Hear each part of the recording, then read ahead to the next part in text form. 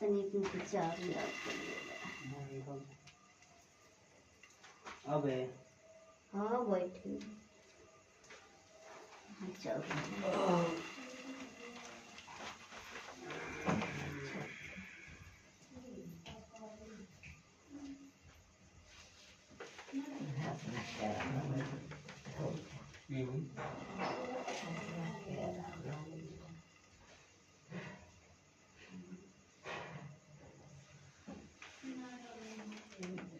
को देखूं तो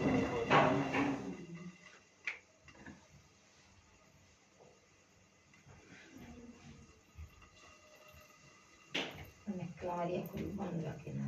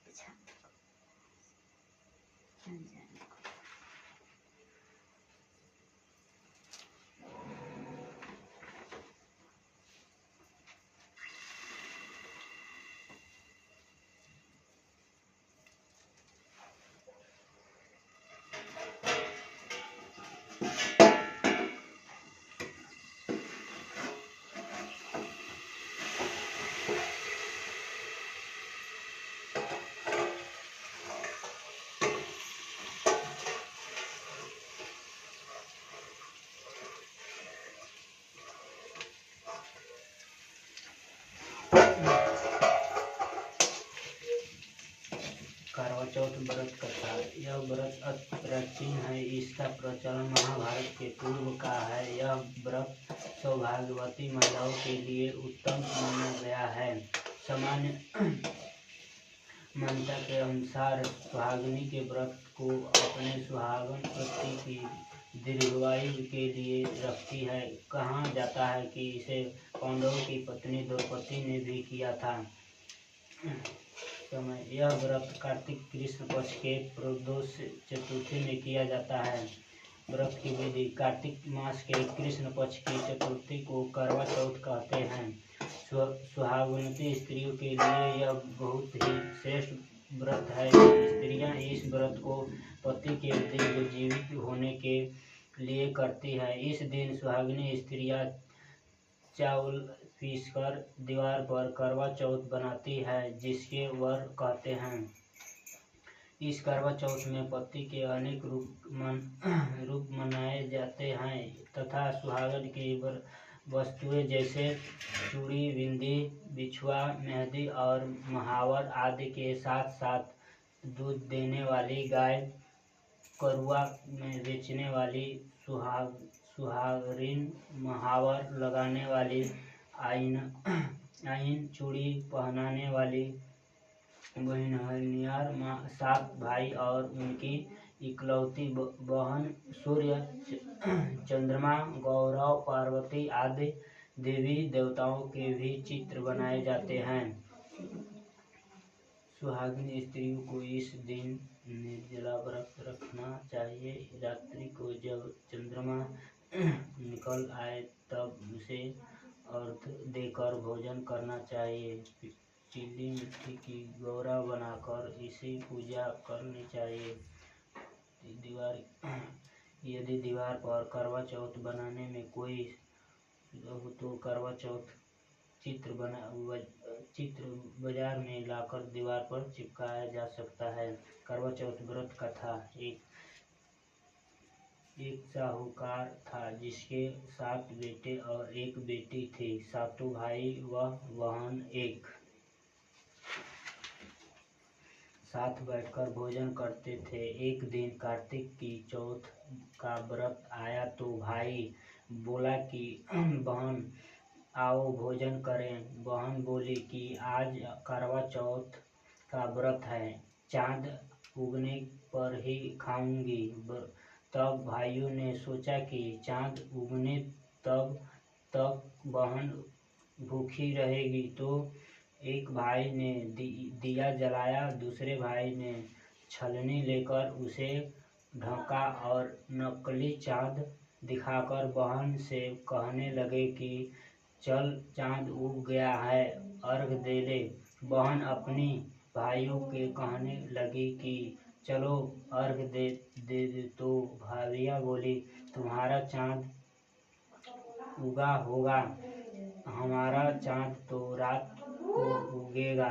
बहन ने जब अकेले ही अर्घ दे दिया और खाने लगी तो पहले ही ग्रास में बाल आया गया, दूसरे ग्रास में कंकड़ आया और तीसरा ग्रास मुंह की ओर किया तो उसकी ससुराल में संदेश आया कि उसका पति बहुत बीमार है, जल्दी भेजो।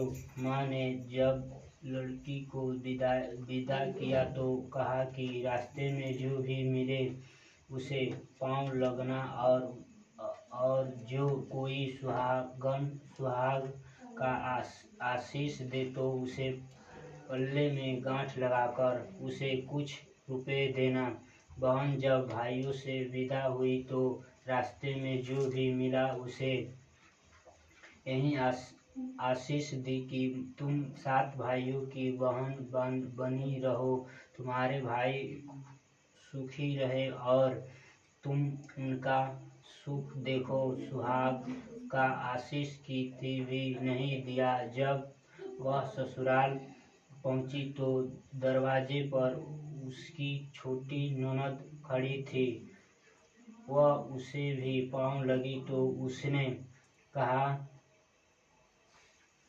कि सुहागिन रहो, सपूती हो। तो उसने यह सुनकर पल्ले में गांठ बांधी और ननद को होने का सिक्का दिया।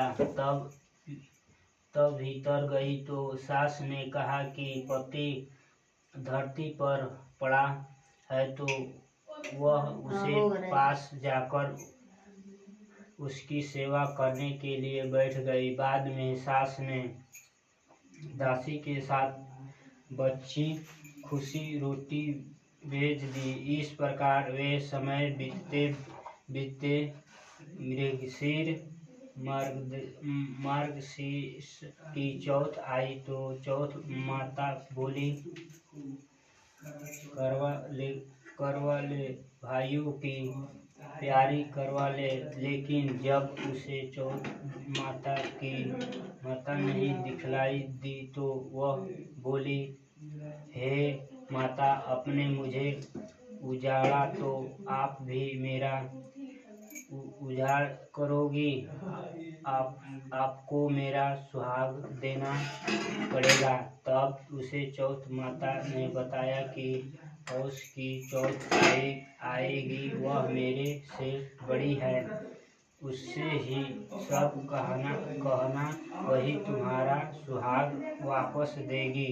पौष की चौथ आकर चली गई, माघ की चली गई, फाल्गुन की चली गई, चैत वैशाख ज्येष्ठ आषाढ़ और